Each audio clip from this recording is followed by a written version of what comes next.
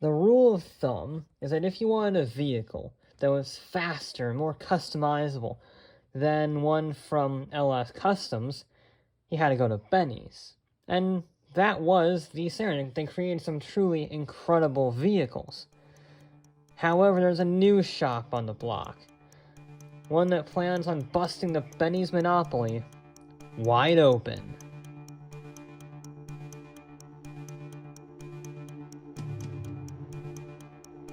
It's run by a man named Howe. And Howe does not use new vehicles. No, he uses vehicles that are almost a decade old now. Vehicles from the OG era. Such as this, the Sentinel Xs. But as you can see, it is no ordinary Sentinel. With its flashy paint job, new parts, and fancy aerodynamics, it is certainly a very striking vehicle. But there's also one other thing.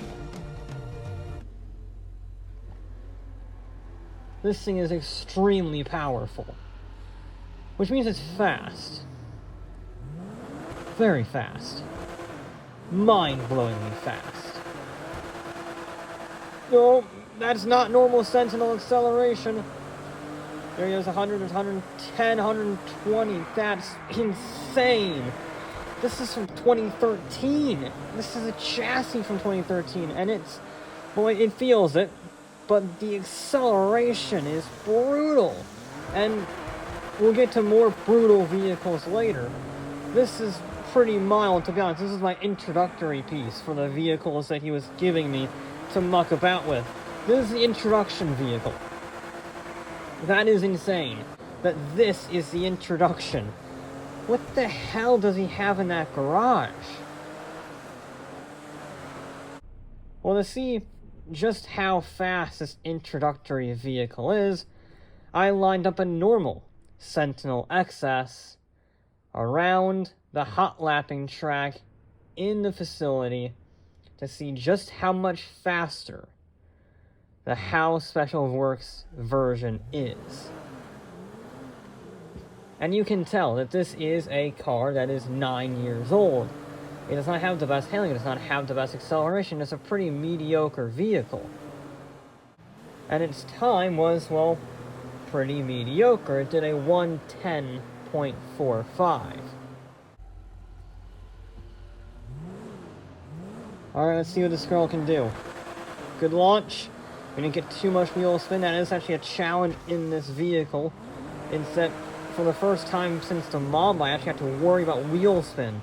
Normally vehicles are so grippy, you don't really have to worry about it. They just go.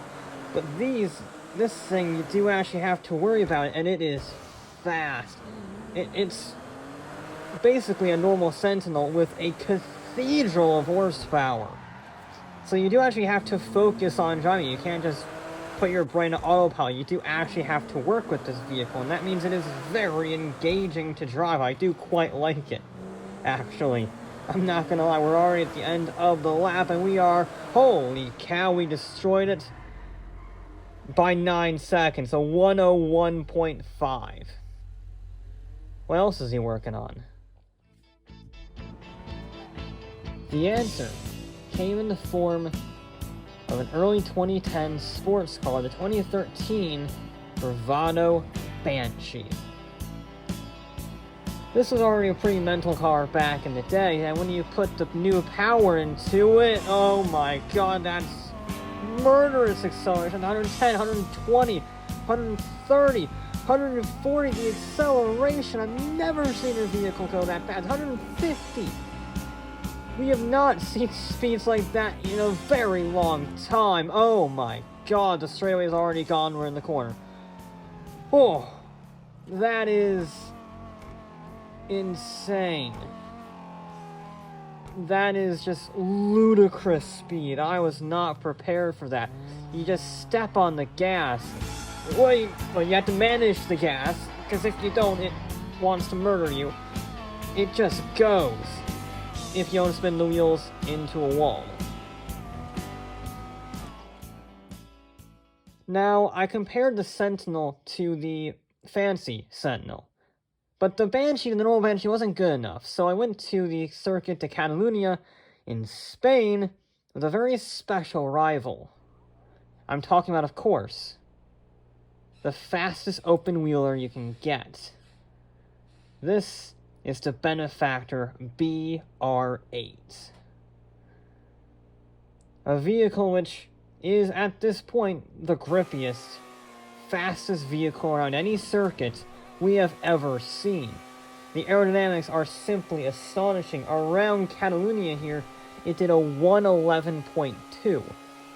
Now, in fairness, those aerodynamics help it a lot in the corners, but on the straightaway-focused Catalunya circuit, which has, well, a lot of high-speed sections, it is actually a bit of a hindrance, which means the Banshee, as crazy as it sounds, might just stand a chance, so all we need to do is not die heading into the corners, which is easier said than done, because again, chassis from 2013, tires from 2013, they're new tires, but still.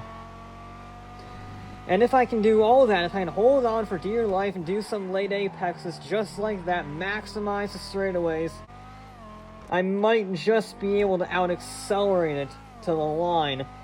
Oh, this is, I'll tell you what it's bloody engaging. You really do have to focus. Most vehicles, you just, as I say, you just sort of put an off switch on and you're good. But this, you really do have to focus. One more corner to go. The straightaway is right there. Go, go, go, go!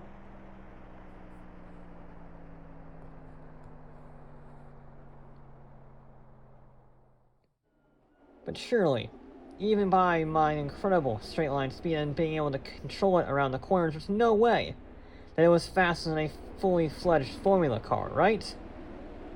Well, the Br8 did a 111.2, and this thing did a 111.1. It was 0.13 seconds faster than a frickin' Br8.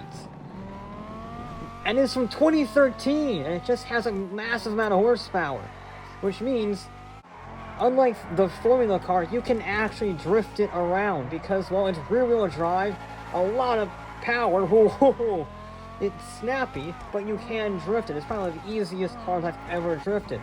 It will bite you if you don't respect it enough, but you can slide around, and around a high-speed track, it is faster than the fastest formula car you can get right now. Whoa! Yep. Or it'll do that to you. This thing is a monster. Plain and simple.